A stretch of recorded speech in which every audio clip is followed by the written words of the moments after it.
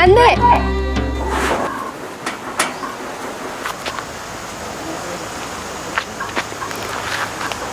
කොස් ගෙඩියක් ඇදුවා. කිරි කොස් වලට නම් පංකාදුයි. අපිට වැඩි. බත් කෑල්ලක් අරන් යනවද? වැස්සට තෙමන හිල් වගේකට තාරු ගොළි ඔබනවා. කවුද බං වහලේ ඉන්නේ? ආයේ වෙන මොකාද නැන්දේ අපේ හිල් වහන්න එන එක. ලීලි මිසක්. කිරි පුතේ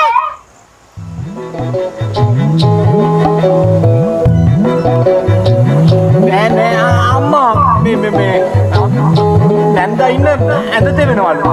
පවුනේ මම මේ තාර ටිකක් ඔබන්න කියලා. උඹ උතර පින් වැඩ කර කර හිටු.